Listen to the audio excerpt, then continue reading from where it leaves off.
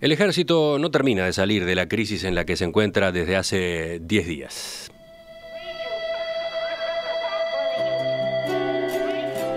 Las declaraciones de José Nino Gavazo y Jorge Silveira en un tribunal de honor que se conocieron el sábado 30 en un artículo del periodista Leonardo Abercon provocaron un terremoto en el gobierno y en la Fuerza de Tierra. Ustedes saben, el presidente de la República, Tabaré Vázquez, que admitió que no había leído las actas donde figuran esas confesiones y acusaciones, pidió el lunes primero las renuncias del ministro y el subsecretario de Defensa, pero además, en una medida sin precedentes, dispuso el pase a retiro de 6 generales que integraron tribunales de honor, entre ellos José González, que había asumido el 12 de marzo como comandante en jefe cuando se destituyó al jefe anterior, Guido Manini Ríos. Una semana después, ayer de mañana temprano, Vázquez impuso en sus cargos a los nuevos titulares del ministerio, José Bayardi y Andrés Berterreche. Y a las 11 asistió al acto de asunción del nuevo comandante Claudio Feola. El discurso de Feola fue breve y concreto y cayó bien entre las autoridades. Pero unos minutos más tarde, en la rueda de prensa, sobre el final de su intercambio con los periodistas, el jerarca militar descolocó a todos los que lo escuchaban y abrió una nueva polémica política. Concretamente, ante una pregunta sobre si estaba dispuesto a repudiar los delitos de lesa humanidad cometidos por militares durante la dictadura, como reclama la Organización de Madres y Familiares de Detenidos Desaparecidos, Feola respondió esto. Yo sé que los familiares están muy dolidos, todos estaríamos dolidos si hay desaparecidos, no tengo duda, pero yo esa respuesta no se la puedo dar. ¿Cómo? ¿Por qué no puede dar esa respuesta? Y esa respuesta es consolida toda una cantidad de épocas en las cuales yo no estoy en condiciones porque no sé si es real o no es real. Acá hay gente muy antigua que capaz que hasta algún test psicológico habría que hacerle, porque al haber estado tan presionados no sabemos si están en su real conciencia. O sea, esa es la realidad. No se anima, digamos, en función de lo que acaba de decir, no se anima a repudiar públicamente los hechos del pasado. No lo voy a repudiar porque no sé si están confirmados o no. ¿Qué es lo que no sería real? ¿Las torturas, las desapariciones, qué de todo? Le agradezco por la última pregunta, ya la contesté. Muchas gracias por estar presentes, les agradezco. Y en el correr del año vamos a vernos las caras y vamos a hablar más en profundidad. Casi de inmediato comenzaron a escucharse las respuestas de dirigentes políticos del oficialismo y de la oposición y también de representantes de instituciones de defensa de los derechos humanos. Todos interpretaron que Feola sostenía que no sabía si estaban confirmadas o no las desapariciones de presos políticos ocurridas durante la dictadura. Y las reacciones iban desde la perplejidad hasta el espanto. Varias de esas voces, incluso desde el Frente Amplio, pidieron que Vázquez lo removiera de inmediato. Nadie podía descartar que ocurriera otro giro espectacular. ¿Podría ser que Feola durara menos de un día en el cargo? La tarde transcurrió a puro suspenso. Finalmente, sobre las 18 horas, la situación se encauzó con un comunicado aclaratorio firmado por Feola. En su parte medular, dice el comunicado: 1. La última respuesta dada en la entrevista refirió tanto a los hechos como a las personas sujetas al Tribunal de Honor. No se pretendió desconocer la existencia de desaparecidos en nuestro país. 2. Se rechazan las acciones que constituyeron hechos aberrantes y repudiables que, apartándose del marco constitucional y legal, comprometieron el nombre de la institución. 3. Se continuarán haciendo los máximos esfuerzos para llevar una respuesta a los reclamos de los familiares de detenidos desaparecidos. 4. Se continuará sustanciando con la mayor celeridad todos los requerimientos del Poder Judicial a fin de alcanzar el esclarecimiento de los hechos. 5. Y último, el Ejército Nacional continúa haciendo énfasis en la enseñanza, en todos los niveles, en aquellos aspectos relacionados al respeto de los derechos humanos, del derecho internacional humanitario y de los ideales democrático-republicanos. Y firmaba comandante jefe del Ejército, general Claudio G. Feola. Más temprano conversábamos con Julián González Guller, politólogo especialista en Fuerzas Armadas. Ahora vamos a otra lectura a propósito de los hechos de todos estos días y en especial de los de ayer. Vamos a conversar con el doctor Pablo Chargoña, integrante del equipo jurídico del Observatorio Luz Ibarburu. Doctor Chargoña, buen día, gracias por acompañarnos. ¿Qué tal? Buen día, Emiliano, muchas gracias por la invitación. Vamos a ubicar brevemente qué es el observatorio. Nació para supervisar el cumplimiento de las políticas públicas a la que está obligado el Estado por una sentencia en particular, ¿no? La de la Corte Interamericana de Derechos Humanos en el caso Hellman. Ese fue el origen. Ese es el origen heredero de una lucha de más años de las organizaciones de derechos humanos, pero sí, efectivamente, la primera sentencia de la Corte Interamericana de Derechos Humanos contra Uruguay del año 2011 obliga al Estado uruguayo a investigar exhaustivamente las graves violaciones a los derechos humanos, y a partir de esa sentencia se dictó en la administración de Mujica un acto administrativo que revocó los archivos dispuestos por gobiernos anteriores, archivos respecto de las denuncias de violaciones a los derechos humanos, lo que abría un panorama de desarchivos que era necesario observar detenidamente. Entonces, el Observatorio de Luz Ibarburu intenta hacer ese seguimiento de las causas desarchivadas, particularmente a partir del 2011, a raíz de esta sentencia de la Corte Interamericana de Derechos Humanos. Ahí es donde se hace ese relevamiento que nos permite determinar que existen aproximadamente 300 expedientes vinculados a los crímenes de la dictadura. Y es la base de datos que el Observatorio Luz Ibarburu desde el año 2012 viene realizando, la única base de datos. Esto incluye entidades estatales, no hay otra base de datos relacionada con las causas de los crímenes cometidos por la dictadura. Esto es el Observatorio Luz Ibarburu, seguimiento de esas causas.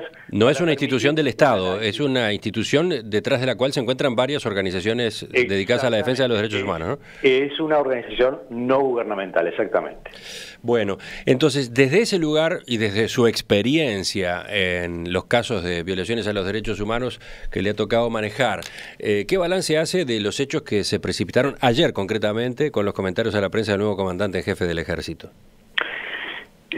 Se precipitaron, es una buena expresión, porque no hay. Estos últimos días han sido muy abundantes en sorpresas, algunas de ellas francamente desagradables.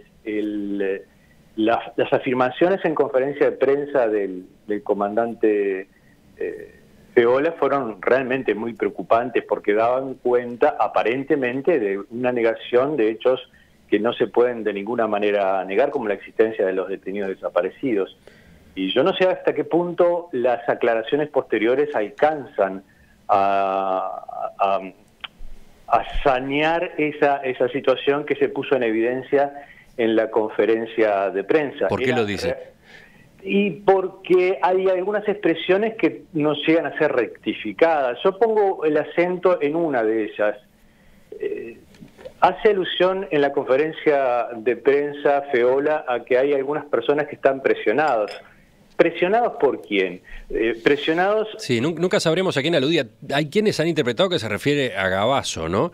Pero lo cierto es que él dice... acá hay gente muy antigua que hasta capaz que un test psicológico habría que hacerle, porque al haber estado tan presionados no sabemos si están en su real conciencia. Claro, y uno vuelvo a preguntarme qué quiere decir que están tan presionados, porque inevitablemente la interpretación puede ser en el mismo sentido de aquel discurso de Guido Manini Ríos, ratificado luego por el comandante González, en el sentido de cuestionar las acciones judiciales o las investigaciones. ¿Es que acaso, puede preguntarse uno válidamente, las presiones derivan de las investigaciones judiciales, de los planteos fiscales, de las denuncias de las organizaciones de derechos humanos? Si es así, hay una continuación en la línea de cuestionamiento hacia los abordajes judiciales de este tipo de situaciones. Planteos que no son exclusivos de Uruguay. Hace poco teníamos contacto con compañeros, colegas de Chile en una situación similar a que tenemos nosotros y nos señalaban que militares retirados en Chile están haciendo la misma campaña contra el sistema judicial, es decir, una defensa de los hechos del pasado a partir de unos cuestionamientos de los juicios o de los intentos de juicios penales del presente. Y eso, en ese sentido, es francamente preocupante. Como ese aspecto no ha sido aclarado por el comunicado de horas posteriores, yo pongo el acento porque da impresión de que no se termina de posicionar las autoridades militares con respecto a la necesidad de la intervención judicial y el valor que tiene la prueba judicial y el valor que tienen los autos de procesamiento, las sentencias de condena, confirmadas, ratificadas por distintos tribunales. Y en ese sentido es preocupante que haya algunos de los aspectos que se mencionan en el comunicado que no están suficientemente aclarados. De todos modos, sí se puntualiza, no se pretendió desconocer la existencia de desaparecidos en nuestro país, que había sido una de las preocupaciones, ¿no? Claro, que fue lo que en principio generó la reacción más intensa y más absoluta, porque y ahí es donde el observatorio puede aportar a la opinión pública, digamos, elementos respecto de la prueba que existe sobre las situaciones de detenidos desaparecidos. Primero lo más obvio, ¿no? La aparición de cuerpos en unidades militares, el caso de Werner Chávez Sosa, de Fernando Miranda, Julio Castro, Ricardo Blanco, son cuerpos que fueron encontrados todos en unidades militares, y las investigaciones que se están desarrollando actualmente sobre el paradero de los detenidos desaparecidos también se dan en unidades militares. Y luego tenemos un relevamiento de 9 causas sobre detenidos desaparecidos, en 5 de las cuales ha habido condena, es decir, ha habido prueba de la existencia de secuestros seguidos de la falta de información respecto del paradero, todo eso en el marco del debido proceso, porque esto hay que señalarlo. La gran diferencia entre las formas de operar de las dictaduras y de los estados democráticos de derecho es que cuando se imputa un delito, la persona tiene derecho de defensa y tiene todas las posibilidades de revisar y hacer revisar la sentencia de condena de un primer tribunal a partir de tribunales de alzada y en algún caso hasta llegar a la Suprema Corte de Justicia. El caso que fue analizado por los tribunales de honor y que insólitamente llegaron a concluir que no tenían pruebas son casos revisados por 3 tribunales. Un juez letrado de primera instancia que condena... Ahí usted se refiere al caso llamado segundo vuelo, ¿no?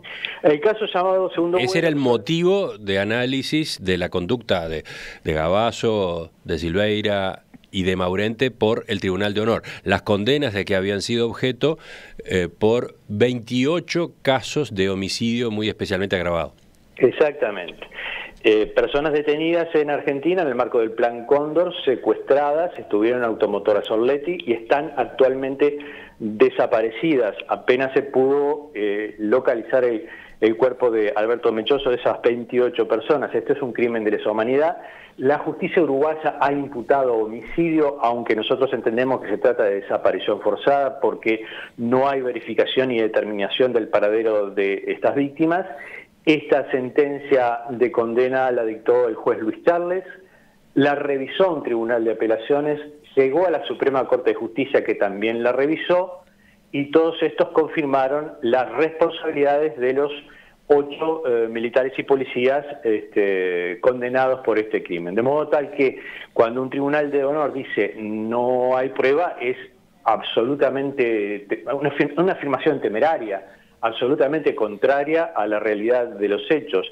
En un Estado de Derecho, cuando los tribunales completan este largo proceso en la que, repito, los militares involucrados tuvieron todas las oportunidades de defensa, no se puede llegar a otra conclusión de que efectivamente hay prueba plena de la responsabilidad de elementos de las Fuerzas Armadas, en el marco además de coordinaciones internacionales con elementos de otras Fuerzas Armadas de la región, en la desaparición forzada de personas. Usted estaba recién detallando casos comprobados de desapariciones. Por un lado, aquellos que se verificaron al encontrarse restos de detenidos desaparecidos en unidades militares. Y por otro, estas otras situaciones que han sido objeto de verificación en la justicia penal. En definitiva, entonces, ¿de cuántos casos estamos hablando en total por esas vías que recién usted mencionaba? Según la Secretaría de Derechos Humanos para el pasado reciente, esto se puede ver en la página web de la Secretaría de Derechos Humanos para el pasado reciente, existen 196 detenidos desaparecidos, con esta advertencia. El listado debe considerarse parcial en la medida que la investigación sobre la violación de los derechos humanos durante el periodo estudiado, dicen los historiadores, que están a cargo de estas investigaciones, está en continua revisión y actualización. De ese universo trágico de 196 detenidos desaparecidos, en las 9 causas sobre desaparición forzada, que tienen que son juicios penales stricto sensu, es decir, juicios que se inician con un auto de procesamiento. Recordemos que estos casos se siguen regulando por el viejo Código de Proceso Penal, es decir, tomo solamente en consideración aquellas causas en las que hubo un auto de procesamiento, es decir, una resolución del juez en la que éste evaluó que existen elementos de convicción suficiente, de acuerdo con lo que la Fiscalía le plantea, para iniciar un juicio penal. Son 9 causas que incluirían 88 detenidos desaparecidos. Esto arroja que menos de la mitad, entre 42%, 43% de las víctimas de desaparición forzada están incluidas en o dentro de estas 9 causas que tienen en algunos casos procesados y en algunos otros casos condenas. Concretamente, en 5 de esos expedientes han habido condenas, es decir, plena prueba de la participación de algunos agentes en la desaparición de personas. Entonces, mire lo que le preguntan desde la audiencia, a partir de lo que usted señalaba, ¿no? de pruebas contundentes, de sentencias contundentes provenientes de la justicia penal, que han comprobado justamente casos de desaparecidos. ¿Cómo explica que el coronel Gómez haya pasado 3 años preso por el caso Gómez Oro, cuando después lo que se supo es que era inocente, bueno, y terminó siendo liberado? Lo que marca el oyente es, en la actuación judicial, por lo visto, también ha habido fallas. En todos los sistemas judiciales de todos los países del mundo, y en el nuestro también, y en todas las situaciones siempre hay fallas, es inevitable. Entonces se trata de justicia humana. Pero se explica precisamente cuando yo hago referencia a los casos en los que ha habido condena. El caso de Juan Carlos Gómez no ha habido condena. Y que ha habido una falla del sistema, sí, probablemente.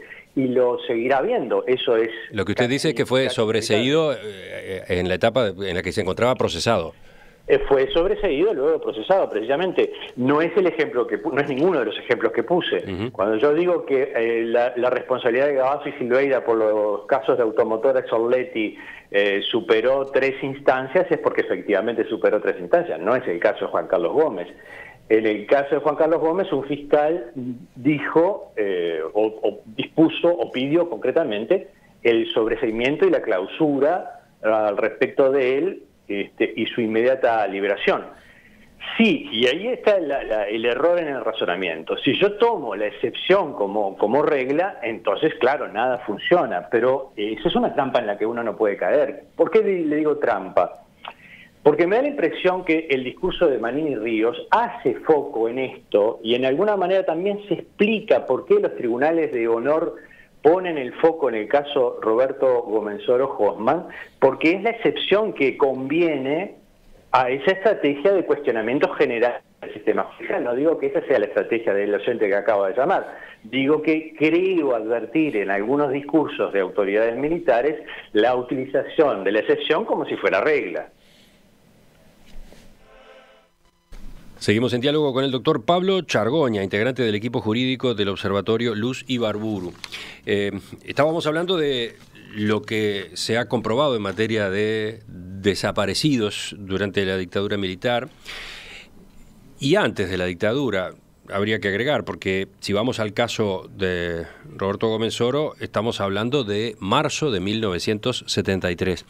Justamente, a propósito de este caso, mi pregunta es, hemos tenido elementos nuevos con lo que ha trascendido de la confesión de Gavazo en el Tribunal de Honor, bueno, y de la acusación que en ese mismo Tribunal de Honor le hizo Jorge Silveira, ¿no?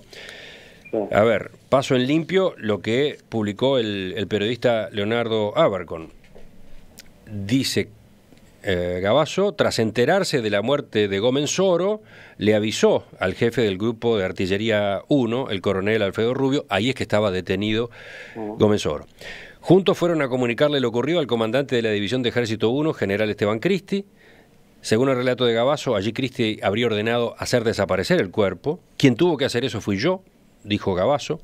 Por temas de desprestigio del ejército no podía darse a conocer que había fallecido alguien en un cuartel, siguió diciendo Gavazo, recordando que aún no había ocurrido el golpe de Estado. Yo lo cargué al vehículo, yo manejé el vehículo, lo llevé al lugar, lo bajé, lo puse en un bote y lo tiré del bote. Yo solo, sostuvo Gavazo ante el Tribunal de Honor. ¿Qué cambia esto? ¿Qué aporta a la investigación de ese caso, el caso Gómez Soro en particular?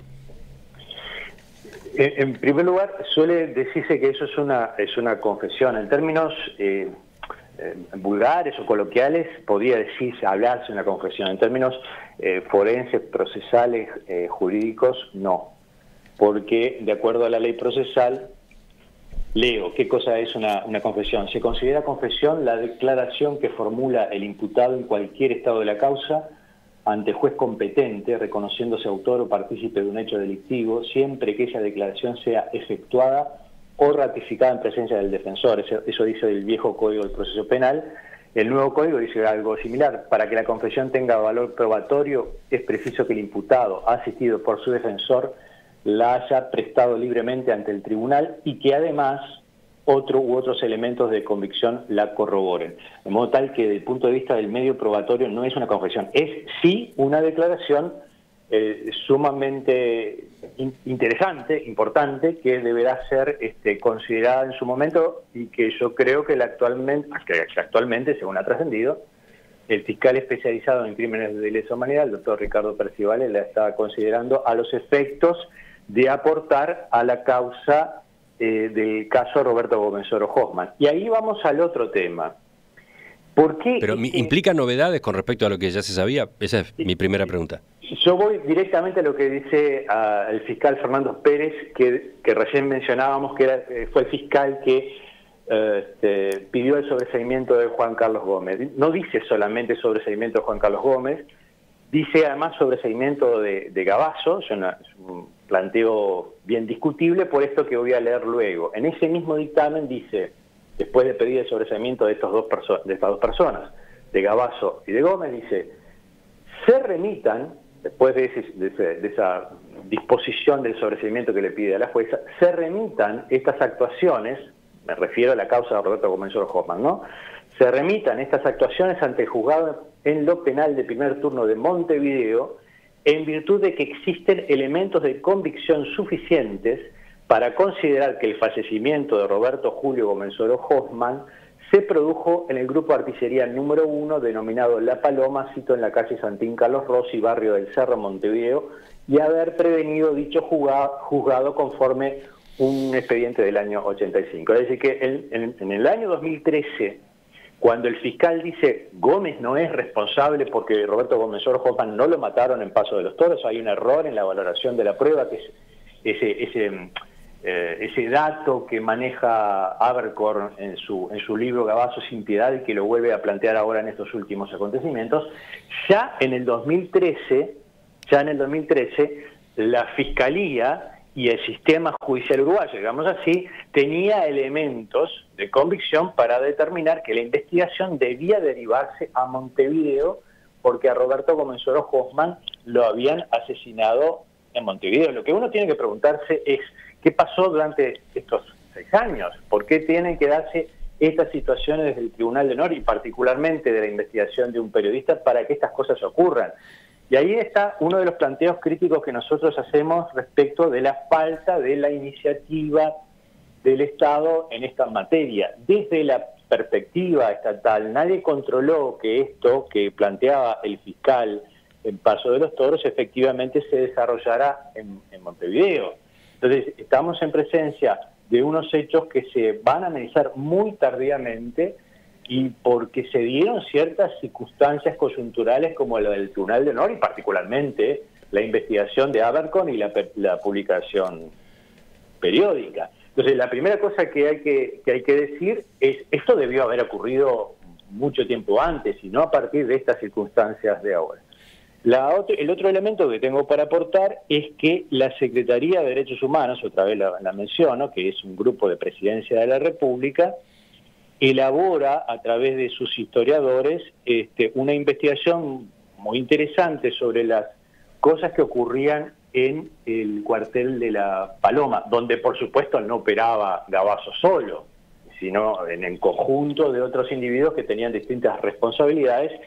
Y allí el grupo de trabajo menciona la cantidad de víctimas que padecieron en ese lugar o que padecieron la actuación de elementos del cuartel que operaban en las calles de Montevideo. Entonces hay una lista de víctimas, por ejemplo, el caso de Nelson Berreta, detenido y muerto en La Paloma en el año 72, el caso del estudiante Joaquín Kluber, herido de muerte en el año 72 en la calle, pero por parte de elementos que salieron del cuartel de La Paloma, el caso de Roberto Gómez Oro-Hoffmann, el caso de las 3 chicas de Abril, que se conocen así a Laura Raggio, Diana Maidanek y Silvia Reyes, 20, 21 años, Silvia Reyes embarazada, fueron ejecutadas cruelmente en el año 74, el caso de Bonifacio Olveira, de Eduardo Pérez Silveira, que la investigación de Abercorn lo vuelve a traer a colación, el caso de Alberto Blanco Ciola, el de Basilio López. Es decir, según investigación oficial, el Roberto Gómez Oro-Hoffmann, en el año 73, dice el texto del Grupo de Trabajo de Justicia de hace un año y medio, se presume que fue conducido a esta unidad posteriormente desaparecido. Es decir, que hay elementos anteriores a los tribunales de honor que debían promover una investigación más sofisticada, más enjundiosa, más proactiva del caso Roberto Gómez Oro-Hoffmann. Ahora se agrega lo que declara Gavazo y lo que declara Silveira, porque según cuenta Silveira, en el Tribunal de Honor, cuando Gómez Oro murió en el cuartel, lo que había hecho Gavazo motivó una pelea con el comandante de la unidad, Coronel Rubio. No fueron juntos a hablar con Cristi. Rubio fue solo, enojado y alterado. Tomó el jeep del cuartel, salió a toda velocidad. Gavazo no sabía dónde esconderse, dijo Silveira. Los subalternos habíamos visto que algo raro había pasado. Y cuando los integrantes del tribunal le preguntaron si Gómez Oro había muerto por las torturas recibidas, Silveira dijo que él no vio qué pasó, pero que el responsable de la muerte fue Gavazo. Nosotros sabemos que se le muere a Gavazo. Y bueno, después Gavazo se lo lleva a Paso de los Toros. Entonces, ¿este otro elemento también cuenta, también agrega? Y yo creo que todos los elementos agregan. Cuando yo hago estos señalamientos, digo, para no considerar o no caer en la conclusión que sería liviana de establecer que esta es una confesión que resuelve el punto, porque en realidad reabre otras preguntas. En todo caso, es un disparador para que tardíamente se vuelva a asumir el caso de Roberto Gómez Oro-Hoffmann y de Eduardo Pérez Silveira, que tienen que ser investigados. No es tampoco la primera vez que hay conflictos entre algunos de estos militares que han sido sometidos a procesamiento y a condena. Han habido otros casos. Yo mismo he visto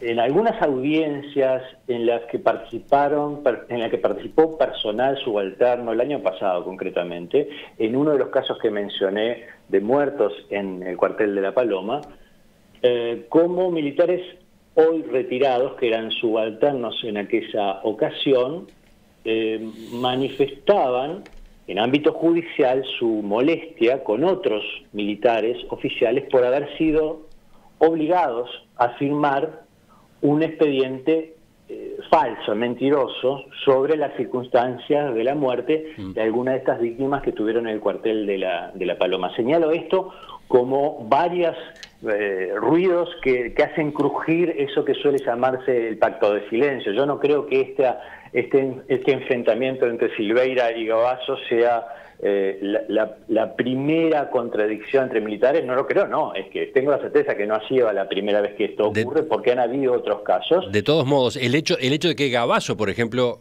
confiese, entre comillas, lo que hizo, el haber sido responsable, por lo menos, de la desaparición del cuerpo de Roberto Comensoro Hoffmann.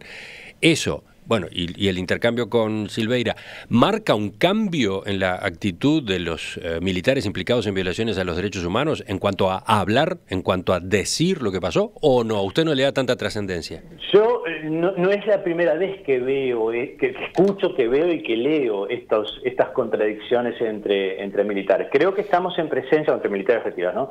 Estamos en presencia, sí, de un hecho político trascendente, porque derivó todo lo que derivó, que ya sabemos. Pero no es la primera vez que yo he visto cómo algunos agentes de las Fuerzas Armadas contradicen la versión de otros. Pongo otro ejemplo, en el caso de otra desaparición de Elena Quinteros, un oficial de la Fuerza Aérea relata cómo operaba el OCOA en el llamado 300 Carlos, y señala con todo detalle los principales responsables. Ciertamente no señala a nadie de la Fuerza Aérea, lo señala a los elementos del Ejército. Pero para mí esto sí es mucho más valioso, por varias razones, que este otro episodio de los tribunales de honor. Primera razón, porque este oficial de la Fuerza Aérea, que era un enlace del OCOA, es un oficial de la Fuerza Aérea destinado al OCOA. El OCOA era el Organismo de Coordinación de Operaciones Antisubversivas, lo dice frente a un juez, en el caso ante el ex juez Fernández Lequini. Segundo lugar, porque lo dice asistido de su abogada. En tercer lugar, porque desarrolla y describe a una cantidad de personas y su versión es consistente, a diferencia de algunas de las versiones que dieron Gavazo o Silveira. Por ejemplo, no es consistente que Gavazo haya ido solo a tratar de ocultar el cuerpo de Roberto Comensoro Hoffmann. Por estas razones y por otras que yo he escuchado, he visto en los expedientes, he encontrado otras, digamos, fracturas, como quieran llamarse del punto de vista metafórico, ciertos quiebres, fisuras en el pacto de silencio, y por esas mismas razones es que es importante no el Tribunal de Honor, sino lo que se desarrolle en los juicios penales. Entonces, sí es muy valioso como disparador, pero me importa más cómo lo esté trabajando el fiscal especializado en crímenes de lesa humanidad para que estas declaraciones de Silveira y de Gavazo se transformen en medios probatorios que permitan avanzar en los casos de Comensoro, de Pérez Silveira y todos los demás. Doctor Pablo Chargoña, abogado, integrante del equipo jurídico del Observatorio Luz Ibarburu, le agradezco su participación esta mañana en Perspectiva y sus respuestas a propósito de varias preguntas que creo están arriba de la mesa en estos días. Perfecto, Emiliano, muchas gracias, a la orden. Volvemos a conversar. Gracias.